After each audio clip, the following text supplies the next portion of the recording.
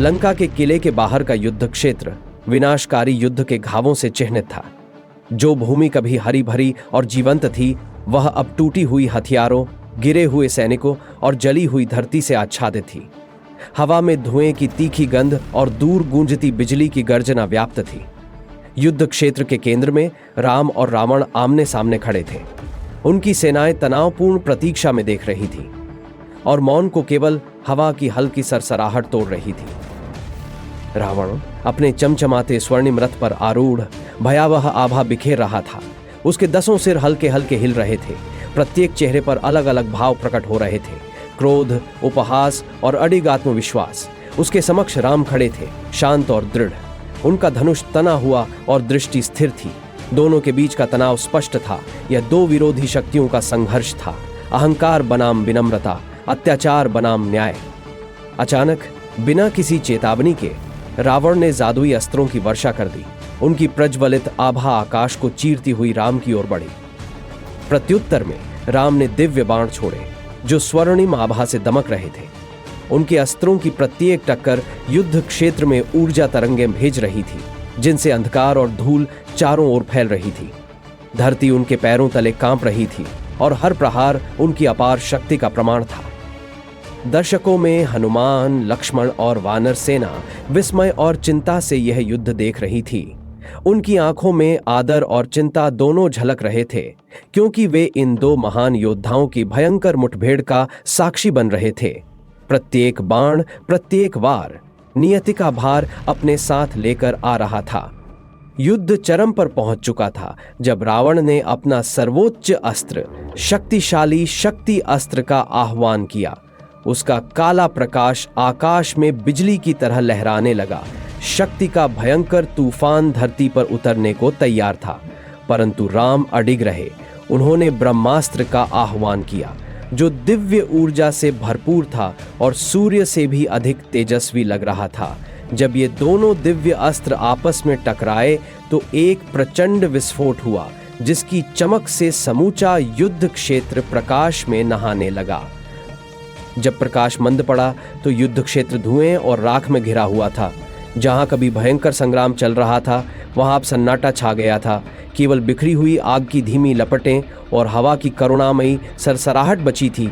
केंद्र में रावण खड़ा था, घायल और अस्थिर। उसका विशाल शरीर अपनी पूर्व की महिमा खो चुका था। उसके 10 सिर झुके हुए थे, कुछ निष्प्राण तो कुछ दुर्बलता से हिल रहे थे। फिर भी वो हार मानने को तैयार नहीं था। वह अब भी अपने अंतिम क्षणों तक डटा रहा। राम धीरे धीरे आगे बढ़े। उनका धनुष अब भी हाथ में था। उनके कदम नपेतुल्य थे। उनकी मुद्रा विजय की नहीं, बल्कि एक गंभीर संकल्प की थी। रावण ने अंतिम प्रयास में अपनी समस्त ऊर्जा समेटते हुए अंधकारमय शक्तियों का प्रहार किया। राम ने तुरंत उत्तर दिया। उनके बाण उस आक्रमण को आसानी से चीरते हुए आगे बढ़े। जैसे जैसे रावण लड़खड़ाता गया, उसके हमले कमजोर पड़ने लगे और उसकी पराजय का क्षण निकट आता गया। राम ने पुनः ब्रह्मास्त्र उठाया, जिसकी दिव्य आभा युद्ध भूमि को आलोकित कर रही थी। उन्होंने अडिग संकल्प के साथ धनुष खींचा और बाण छोड़ दिया। वह दिव्य अस्त्र आकाश में चमकते हुए आगे बढ़ा। धुएं से भरी हवा को चीरता हुआ रावण के हृदय को भेद गया। समय जैसे थम गया। राक्षस सम्राट घुटनों के बल गिर पड़ा। उसका स्वर्णिम कवच और मुकुट धरती पर बिखर गए। उसका विशाल शरीर युद्ध क्षेत्र में लंबी छाया छोड़ता हुआ गिर गया। वानर सेना में विजय के जयघोष गूंज उठे। उनकी आवाजें एक स्वर में गूंज रही थीं, परंतु राम इस क्षण की गंभीरता को समझते हुए मौन रहे। उन्होंने अपना सिर झुकाया। यह युद्ध की समाप्ति का एक गंभीर क्षण था और उन्होंने इसका सम्मान किया। दूर अशोक वाटिका में मध्याह्न का स्वर्णिम सूर्य अपनी किरणों से बगीचे को आलोकित कर रहा था। जो कभी शोक से भरा था, वह अब जीवन से भर उठा था। अशोक वृक्ष मंद गति से लहरा रहे थे। पक्षी मधुर स्वर में गा रहे थे, मानो आशा के आगमन की घोषणा कर रहे हों। एक विशाल अशोक वृक्ष के नीचे सीता खड़ी थीं, शांत प्रतीक्षा में। उनकी दृष्टि क्षितिज पर टिकी थी। थोड़ी ही देर में राम वाटिका में प्रविष्ट हुए। उनके साथ लक्ष्मण और हनुमान थे। उनके कदम सधे हुए थे। उनकी अभिव्यक्ति शांत थी, परंतु उनके चेहरे पर लंबी यात्रा का भार स्पष्ट था। वानर योद्धा सम्मानपूर्वक वाटिका के किनारों पर खड़े हो गए। जब राम आगे बढ़े, सीता की आंखों में आंसू छलक आए, उनकी सांसें भारी हो गईं और उनका हृदय राहत व भावनाओं से भर उठा। कांपते हुए उन्होंने एक धीमा कदम आगे बढ़ाया। हनुमान सदा की भांति सम्मानपूर्वक सीता को प्रणाम कर पीछे हट गए, जिससे वह और राम आमने सामने खड़े हो सके। हल्की हवा ने आसपास के पुष्पों को हिलाया और स्वर्णिम सूर्य की किरणें शाखाओं के बीच से छनकर धरती पर पड़ने लगी। राम ने हल्का सा सिर झुकाया। उनका चेहरा स्थिर था, पर भीतर गहरी भावनाओं से भरा हुआ था।